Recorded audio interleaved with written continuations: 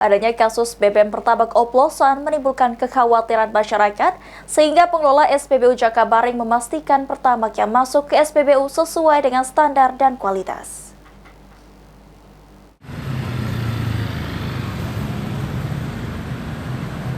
Adanya kasus bahan bakar minyak jenis Pertamax dioplos dengan BBM bersubsidi jenis Pertalite yang menyebabkan kerugian negara hingga Rp193,7 triliun menimbulkan kekhawatiran warga yang biasa menggunakan Pertamax. Budianto, salah satu warga, mengaku jika dia sering menggunakan BBM Pertamax karena tidak ada antrian di SPBU. Namun dengan adanya kasus BBM oplosan jenis Pertamax menimbulkan kekhawatiran di tengah masyarakat. Kalau itu kan terjadi di Jawa, sama di Palembang ini ya lebih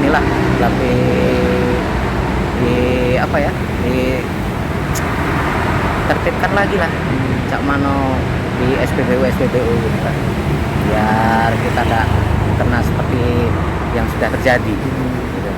Harapannya sih di Palembang ini nggak terjadi juga. Ada kekhawatiran juga nggak kayak kita sebagai pengguna? Ada, pasti ada.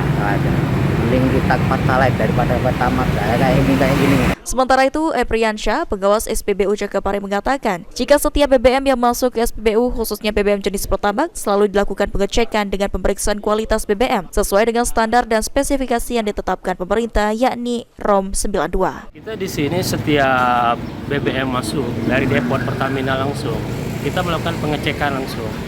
Kita lakukan penyesuaian kualitas dari depot, terus kita tes di sini sebelum pembongkaran sesuai dengan standar.